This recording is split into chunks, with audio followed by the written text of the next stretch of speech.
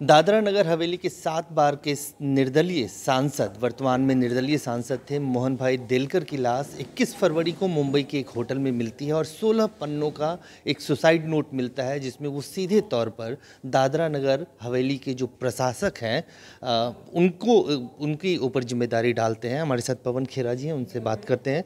आप लोगों ने ये कहा है कि किस तरह से उनकी प्रॉक्सिमिटी पिछली सरकार गुजरात में जब प्रधानमंत्री मुख्यमंत्री के तौर पे थे नरेंद्र मोदी, उनकी सरकार में वो गृह राज्य मंत्री भी थे, और जिस तरह से मोहन भाई देलकर ने अपने सुसाइड नोट में सीधा आरोप उनके ऊपर लगाया है, किस तरह की परिस्थिति बनते हुए देख रहे हैं और क्या आप लोगों की मांग है? सुसाइड नोट में स्पष्ट है। उसके अलावा मैंने आपको वीडियोस आपसे साझा किए हैं, उसमें वो बार बार बताते हैं कि उन्होंने पत्र लिखे प्रधानमंत्री को, गृह मंत्री को, अन्य नेताओं को। उनको सिर्फ एक्नॉलेजमेंट मिला, कोई एक्शन नहीं, कोई उत्तर नहीं। तो जाहिर सी बात है कि सुसाइड नोट पर तो कानूनन भी तुरंत एक्शन लेना चाहिए, और जिनको नामित किया गया है, कम से कम उनको ऊंचे पदों पर बैठने का तो अधिकार नहीं है। वहां बैठकर वो प्रभावित ही कर सकते हैं जांच को, और तो कुछ नहीं कर सकते। तो उन्हें तुरंत हटाया जाए, उनके खिलाफ ये मामला दर्ज किया जाए, और ताकि मरणोपरांत मोहन भाई देलकर को कहीं कोई न्याय मिले। ये जो प्रफुल्ल खोड़ा पटेल हैं, जो अभी वर्तमान में वहाँ के प्रशासक हैं, उनको लेकर अभी हम लोगों ने जो वीडियो आपने दिखाया, जो पार्लियामेंट के अंदर वो सीधे तौर पे आरोप लगा रहे हैं कि किस तरह से उनको हैरेसमेंट किया जा रहा है, इसके बावजूद पत्र लिखते हैं गृह मंत्री को, प्रधानमंत्री को। क्या वजह आपको लगती है कि कोई एक्शन नहीं लिया जा रहा? यही हम जानना चाहते हैं, यही पूरा देश जानना चाहता है, ये तमाम वो आदिवासी लोग जानना चाहते हैं जिन्होंने हमारे मोहन भाई देलकर को चुना, बार बार चुना, 7 बार चुना। तमाम लोग जानना चाहते हैं कि आखिर ऐसी क्या मजबूरी है प्रधानमंत्री की और गृह मंत्री की कि प्रफुल्ल खोड़ा पटेल के खिलाफ आप कोई कदम नहीं उठा पा रहे।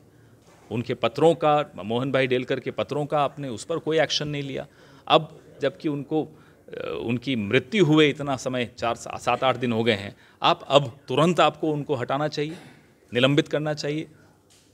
थोड़ा सा प्रफुल्ल खोड़ा पटेल का जो बैकग्राउंड है, पहले वो विधायक थे, फिर चुनाव हार गए। जब अमित शाह साहब गुजरात के गृह मंत्री थे और आपराधिक मामलों के चलते उन्हें इस्तीफा देना पड़ा था, तब नरेंद्र मोदी जी ने प्रफुल्ल खोड़ा पटेल को गृह राज्य मंत्री गुजरात का बनाया था। उसके बाद वो चुनाव हार गए, हिम्मतनगर से लड़ते थे, और 2016 में उनको नरेंद्र मोदी जी ने किसी वजह से पुरस्कृत करके प्रशासक बनाया। क्या वजह हैं हम नहीं जानते, क्या मजबूरियां हैं कि उनके खिलाफ आप एक्शन नहीं ले पा रहे, हम नहीं जानते। ये तमाम सवाल हैं जो हम सब के दिमाग में हैं। सवाल तो ये भी है कि प्रशासक सामान्य तौर पे जो एक कन्वेंशन रहा है उसमें अधिकारी ब्यूरोक्रेसी से आता है, लेकिन ये एक राजनीतिक व्यक्ति को प्रशासक बनाने की, यह सवाल सबसे बड़ा सवाल है कि आखिर ऐसी क्या मजबूरी थी कि एकदम पड़ोस के राज्य के एक राजनीतिक व्यक्ति को आपने प्रशासक बनाया दादरा नगर हवेली का, दमन दीव का, जो कि परंपरागत तौर पे आईएएस अधिकारी को ही बनाया जाता है। तो क्या कारण रहा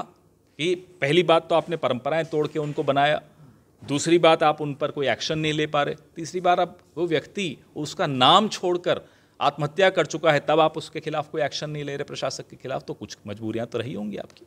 एक आखिरी सवाल, चूंकि ये अबेटमेंट ऑफ सुसाइड का मामला है, सुसाइड नोट भी सामने है जिसमें सीधे तौर पे आरोप लगा है, क्या डिमांड करते हैं आप लोग?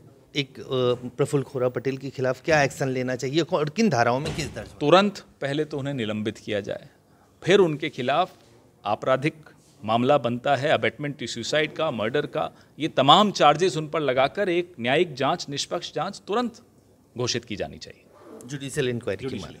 जी धन्यवाद। तो साफ तौर से पवन खेरा जी का कहना है कि सबसे पहले तो प्रफुल्ल खोड़ा पटेल जो प्रशासक हैं उनको तुरंत पद से निलंबित किया जाए, और साथ ही चूंकि अबेटमेंट ऑफ सुसाइड का मामला है तो तुरंत इस पूरे मामले में जुडिशियल इंक्वायरी होना चाहिए। कैमरामैन रफीक के साथ अजय झा, गो न्यूज़ दिल्ली।